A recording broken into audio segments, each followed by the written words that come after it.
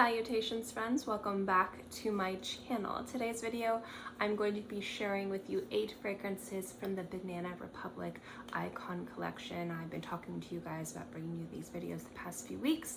I'm really excited. I finally smelled all of them, ranked all of them, and now I'm gonna let you guys know about them. So if you'd like to know what I think and which ones are my most favorite, then keep watching. Now for transparency purposes, these were sent to me to review. I've been interested in these for a while. These have gained a lot of traction within the fragrance community. Banana Republic is a designer house that a lot of people didn't really pay much attention to. They did have some beautiful fragrances, but it wasn't until the past few years that people really started to gravitate towards Banana Republic fragrances.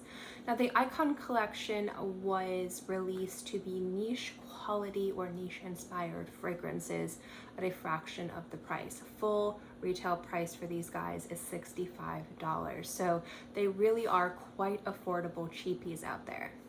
Now I have 8 of the fragrances here. This is from the basic Icon Collection, and they have fragrances like Pink Peony and Peppercorn. They have these super popular Dark Cherry and Amber, Grasslands, and a few other fragrances out there that some I've reviewed for you guys, some I'm going to be reviewing for you guys, but I wanted to do this whole collection in one video, and I wanted to rank it for you guys too.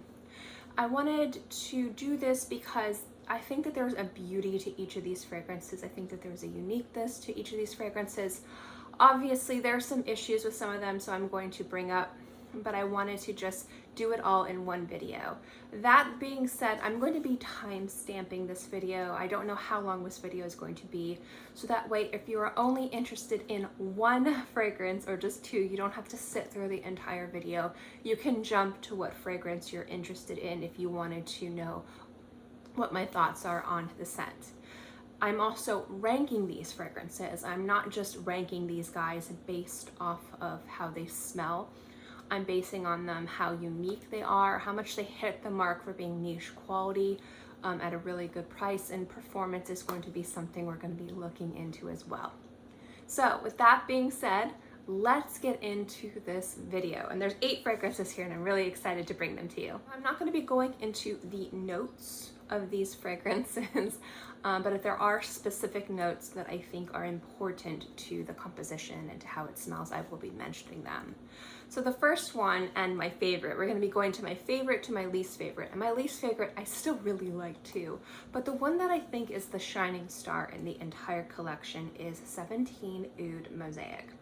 Now this fragrance is an Oud Rose combination, and it's one of the easier compositions to really hit the mark in regards to being a woody, powerful, beautiful fragrance with gorgeous, luscious rose elements. Now what I like about this fragrance is its balance between this kind of beautiful, very present, very strong Oud Rose combination, while at the same time it's still very wearable and it's not overpowering, it's not too challenging. And at the same time, it still has presence and bones to it. What I like most about the Oud Mosaic fragrance is it doesn't overpower too much with the rose. This is a predominantly woody fragrance, and I like the fact that it's aromatic, it's sweet, it's crisp in some aspects to it, and that's going to be a word I'm going to be using a lot with these fragrances, and I'll get into that at the very end. I'll kind of give you a little overview of what I think. But what I like about Oud Mosaic is it has this beautiful idea of an Oud Rose fragrance that focuses more on the woods and less on the sweetness and the florals. And I find that to be really wearable, to be less challenging, but also at the same time, you don't lose that beautiful, characteristic, bold, beautiful, sweet rose. I notice a lot of people in the community give this one high marks, and this is the one that I was most interested in trying, and I find it to definitely live up to most of the praise. If I could describe this fragrance aside from being an Oud Rose combination, it's very warm, it's aromatic, and it's spicy. It's a spicy wood, and that is a beautiful way to smell, specifically in fall. This is also a fantastic Oud fragrance for people who do not like or are intimidated by that note. A lot of people don't like Oud, and that's fine, but this has all the beautiful characteristics of it without the kind of characteristics that people are little bit more intimidated by wearing. It's a fantastic fragrance to wear. It works really well in colder weather, and it has a lot of great things going for it without being too challenging, too intimidating, or too overpowering to the point where you yourself might feel suffocated when you wear it. And I find sometimes some oud rose combinations can have that kind of suffocated feeling when you wear it. And I particularly don't mind that, but not everybody likes that. And so this is a great light aromatic, but still very present oud rose combination. And I'm really focusing on the oud and rose because that's a more familiar composition than just me saying these notes, these notes, these notes. If you are familiar with that combo, you'll know what this smells like, but then knowing that it's lighter, it's spicier, it's more woody and aromatic might give you an idea of where this fragrance leans, and I think it leans in all the positive ways. This also has terrific performance, great longevity, great projection, and it does leave a little bit of a lingering trail, so it has really beautiful sillage as well. Number 2 of my favorites, and this is personal preference for this one, is Neroli Woods. Now this is a really fantastic neroli scent. Not orange blossom, neroli. Orange blossom. I said orange blossom, not orange broccoli. Neroli. The reason why I say that is there is very much a distinction between that. And what I like about Neroli Woods is there's some musks in here, there's some bright florals, there's a sweetness to this fragrance, but there's a green crispness to this scent. I wouldn't say that it is a dupe for much of anything that I've smelled. A lot of people say this smells like some classic fragrances out there that they've tried. But what I love about this fragrance is it's a beautiful blend of kind of musky florals and neroli specifically, and it has this crisp, beautiful balance with some woods in there that kind of makes it a little bit more masculine and less feminine, which sometimes neroli floral fragrances can lean towards. Now the one issue I have with this fragrance is its performance. It does not have very good performance across the board. It does have a bit of a nice projection the first hour, but this is very fleeting on the skin. So this is a fragrance that you have to reapply. But I notice with a lot of neroli dominant fragrances out there, or orange blossom, musky florals, a lot of times those beautiful florals dissipate. It's more of the nature of the composition and less the fragrance in and of itself.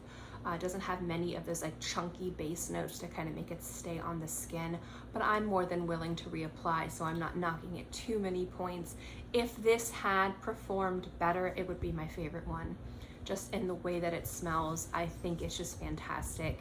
It's a crisp, green, very uplifting fragrance, and the neroli in there is bold and bright. But I like the fact that it's got a little bit of a softness and a sweetness to it from those other florals in there. This is a way I like to smell. It's very unassuming, it's very attractive, it's very clean and fresh, and it's just one of my favorite ways to smell. Neroli is one of my absolutely favorite notes, and I just love smelling it being predominant up front and proud, and this is definitely one of those scents. This next one, number 3, I thought was going to be my favorite the first time I sprayed it. It develops a little differently than how I hoped, but that doesn't mean that it's bad. It actually smells really nice, and we have Linen Vetiver. One of those people out there where you want to smell floral and masculine, Linen Vetiver is going to be your fragrance. Now, the reason why I was hoping this would be higher up and I was more excited for it is because whenever I see Vetiver, I want Vetiver. I just want Vetiver front and center, and it's just one of my, again, like neroli, favorite notes. I want it loud and proud in the front. Vetiver is present in this fragrance from start to finish, but it's not the most dominant note. It plays a huge part and you can definitely pick it up, but it's not the most present note, and that's the reason why it's a little bit lower, but it's still top 3, so it is definitely top tier from this line. This is a very masculine, musky floral fragrance, but it does have a smoothness and a sweetness to this fragrance. The vetiver in this is bright and green, and I've talked about vetiver before, that it's one of those notes that has tricky little hats. It can smell a variety of different ways, and this is a very fresh green, maybe not even plucked vetiver, like just in the ground vetiver. And I love that, and that plays beautifully with the musk, that plays beautiful with the florals, and it just smells very light, clean, slightly soapy and unassuming. This fragrance is very easy to wear. It's very aromatic in the vetiver. You pick it up, You feel it, it's there, the grass is tickling your nose. It's just really beautiful, but at the same time, it's not an overtly floral soapy fragrance. It just smells very clean and just very attractive. I really enjoy it. The performance on this is okay, actually. I would say it lasts a long time on your skin. You get good projection sillage, but I also get olfactive fatigue from this fragrance. I can only smell it on my skin for the first 2 hours, but when I wear this fragrance, other people can smell it. So it's definitely there, but this fragrance does kind of meld into the other smells around me, so it's harder for me to pick up throughout the day. At the same time, I think this is one of the more kind of well-blended and well-crafted fragrances from the line, because it has a lot of different little interesting little nuances going with it, by being this soapy, clean, fruity, musky, floral, masculine vetiver. And it's really hard to find those like kind of clean laundry-like scents that don't smell like they burn your nose, that have like an integrity to them. And so if you're one of those people that like those clean, fresh fragrances, the extra touch of vetiver in here just makes this really special and very wearable. I really enjoy this one. This next one is gorgeous, and it has more to do with comparing this to the other fragrances, why this is the middle. So this is number 4 of 8. So this is the higher end middle, and it's Vintage Green. This smells like a green tea fragrance, so I'm going to be referencing green tea. There is tea in this note. What I love is how crisp this fragrance is. The opening is so crisp. It's crisp, it's beautiful, it's luscious. At the same time, it smells old world, it smells classic. It's definitely something you've smelled before, but it has a unique, slightly sweet green tea take on it, which I really enjoy. I think the one note that sets this fragrance apart is the fig. The fig gives it that slightly sweetness, and it gives it that kind of touch of niche quality. It's just really beautiful. I've talked about fig in fragrances. It's a note that I don't really see utilized too much in more affordable designer scents. When it is utilized, it's either utilized as something that's a little bit too crazy, or it's way in the background. It's not really center stage. What I love with this is that it's like right in the middle with the tea, but it plays with the greenness and the crispness. If you're looking for a tea scent that's more masculine, but you want it to be wearable year-round, that doesn't smell like every other green tea scent out there, I think Vintage Green is great. It smells classic, it smells gentlemanly, but it doesn't smell harsh or sharp. It's just crisp and bright and beautiful, and I think the fig definitely plays a huge part in making it extra special. It also has a really nice performance too. This next one is middle of the road, number 5, just because the ones above it are so special, but this is an incredible fragrance, and this is what I want my men in my life to smell like, just because it smells so sexy. It's probably the sexiest fragrance in the list, and you're gonna be like, oh, is it this one? No, it's this one. Cypress Cedar. Oh my goodness, this one is so good. Let me tell you why. Can you hear me? I'm banging the bottle on my carpet because I'm so excited about this fragrance. It utilizes the smartness, the tartness of rhubarb. I love rhubarb, it's so good.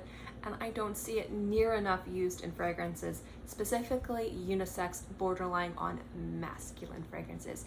It is such a smart choice for like masculine or unisex, leaning more masculine dominant scents, if you want a little bit of fruitiness in there because of its tartness, slightly sourness that it has. It's really a very smart choice in fragrances that you want to be crisp and green, but for the composition it needs a little bit of fruitiness and sweetness without smelling like berries or smelling too tart or juicy. It's just such, it's kind of like fig. It's such a smart choice, and it's not utilized in a lot of cases, and I really want to see it in more fragrances, like truly, truly, truly. What I love about Cypress Cedar is it's this really beautiful, green, lush, aromatic fragrance. It's light and crisp, but that rhubarb just shines through and makes it something so special. I like in here is the vetiver. This is a very green vetiver, a very crisp aromatic vetiver, and that works again with these woods and pairs beautifully with the rhubarb. It just smells really attractive. It smells really classic, but a more timeless classic scent. Maybe an introductory cologne if you're somebody out there and you're looking to get into fragrances yourself and you're looking for more youthful fragrances, or you're looking to get a gift for somebody that's maybe, you know, just entering into adulthood, early 20s, and they want to start getting into fragrances and masculine fragrances, and you don't have a big budget for fragrances like Bleu de Chanel or Sausage or anything like that. This is a great fragrance. It's aromatic, it's woody, has a beautiful green crispness to it. The vetiver in there is just freaking gorgeous on skin, and the rhubarb is such a smart choice. It's also unique enough to kind of set it apart from other kind of woody aromatic fragrances out there. It's really quite special and I love it. Other ones are above this. When I go into my kind of letting you know about everything, I'll let you know why, but this one is extra special and really beautiful. It also has pretty decent performance as well. Not so much in regards to longevity. I get a few hours on my skin, not as good as some others, definitely better than others. But overall, this is better, more of a present scent in regards to projection and sillage. There, we are at number 6, and it's 06 Black Platinum. Now, just gonna throw this out there before I get into how this smells. This is the worst in regards to performance. This is very fleeting on the skin, even less than Neroli Woods. But this is a very linear scent and it's very easy to reapply. So I just kind of wanted to let you guys know about performance. But how this smells, I think, is really beautiful. So when I looked at the notes, I thought this is going to be a very mishmashy scent. There's a lot of different things going on it, amongst it leather. And I was like, green, leather, aromatics, what's going on? Pink pepper in the opening. Y'all know I love that note. And I actually found this to be a very aromatic skin scent. Now, it's not the last because of its unique smell. I actually really like the way this smells, but the performance, I definitely had to dock it a lot of points for performance. I do like skin scents though, and I wanted to talk about performance in the beginning because I'm getting into it a little bit. I don't mind fragrances that don't have a lot of presence in regards to projection and sillage. Some people want more intimate fragrances. Now this is a great fragrance to wear in fall and winter. It has that leather in there, although it's very slight. The leather is very faint in there. It's just enough to make the scent really beautiful in the cooler climates. It's very aromatic. The pink pepper is beautiful in the opening, just very aromatic all around, green, crisp, woody, and then that beautiful leather that just kind of rounds everything out. It makes it really beautiful and sexy. But, and my big old but, this is a skin scent. Now, if you like skin scents, or if you work with people that have a sensitivity to fragrances, but you still want to know that you smell good, this one is perfect. Really perfect. It's a beautiful scent and it smells really sexy and attractive as a skin scent. And that's what I look for those fragrances. Skin scents to me has to smell kind of like how you would think beautiful, sexy skin would smell. If you see someone's beautiful skin and you're a weirdo and you're like, I wonder what they smell like. This is kind of like what I would assume if you saw like a sexy, attractive person across the room and you imagine what their skin would smell like. This is what I imagine. It's really sexy. It definitely has some beautiful little nuances in there, specifically with the leather and the pink pepper, but it doesn't have performance. It doesn't have much longevity. So you would have to reapply this fragrance. So if performance isn't an issue for you and you're looking for something that's more intimate, closer to the skin, this is a fantastic fragrance all around. But if you're looking for something a little bit more powerful, I would say this probably won't be the fragrance for you. Number 7 is 90 Pure White. This one smells like clean laundry, and I love that. Now, Linen Vetiver smelled kind of like clean laundry too, like soapy, clean, bright, but that one had a little bit more inspiration behind it. Again, the vetiver's in there and all that beautifulness. This one smells quite literally like a clean laundry smell, like a laundry detergent. But I don't mind that. It doesn't smell sharp, it doesn't smell synthetic, it doesn't smell chemically. It just smells really clean, fresh and really beautiful. It's aromatic, it's light, it's a little bit woody. It's just really beautiful on the skin, and I like the fact that it just smells like you just put on fresh laundered clothes and it's just ready to go out and start the day. I love pulling laundry out of the, like, I use a lot of like softeners, and I have to buy some more. I used to use the Francis Kurkdjian laundry detergent. I haven't bought any in a while. I need to buy some. I love the way my laundry smelled when I wore it, and I would be just like sitting there like this. And that's what this fragrance smells like. It smells like the type of laundry when it's right out of it. You see those laundry detergent commercials and the person's just sitting there smelling their clothes. That's what this smells like. This is lower because it does smell more like clean laundry and less like a niche inspired fragrance. But do not get me wrong, this is a beautiful, beautiful scent. Very complimentary, very fresh, a little bit sweet and light. It's gorgeous, but compared to the inspiration of the other scents and the execution of the other scents, this one isn't as inspired, but it is really beautiful. Certainly not least, my least favorite of the line, and I'll get into why, is 83 Leather Reserve. So this is a leather fragrance, obviously. It's lower because of my expectations for the fragrance in regards to the notes and its performance. So it smells good. It smells sweet, it's smooth and sexy, slightly woody, aromatic, and suede-y. It's gorgeous. I just want more suede. I want more leather in this fragrance. When I hear something like Leather Reserve, I want it to be leather. I want it to be a dry, sexy, robust leather with some woods in there and some beautiful sweetness to kind of bring out that sensuality and sexuality that leather fragrances have. I love an unapologetically leather fragrance, and I was hoping for that with this scent. Now, with 06 Black Platinum, you get leather. It's very faint, and I was understanding that maybe because it's supposed to be kind of a more masculine scent, even though it's more of a skin scent, this one would be unapologetically leather. It is very faint. It's very, very faint. You pick it up, it's definitely part of the composition and definitely plays an important role, an integral role in the composition of this fragrance, but it's not the shining star. There's no shining star. This is a beautiful symphony of different notes. It smells very sexy, very complimentary, very beautiful, performs very well, but I just want more leather in this scent. And that's why it's at the bottom, because I had high expectations for leather. I was so excited, and I was like, oh, I need a little bit more leather. But, and my big old but, if you guys are intimidated by leather fragrances, or you guys don't like leather dominant scents, but you like the presence of leather in fragrances because it adds that sensuality, that sexuality, and makes something like really sexy, this scent is great, fantastic, perfect for you. If you are looking for an unapologetically leather fragrance, this isn't going to be it, at least on my skin. But overall, I do really enjoy it, and I have worn it, and I think you'll get a lot of compliments for it. It is really special, but I just personally wanted more leather. That's my overview and my ranking for these fragrances, but I want to talk to you guys about, again, why I ranked these fragrances the way that I do. I don't think that there were any misses when it came down to these scents. There's nothing that I was deeply disappointed in.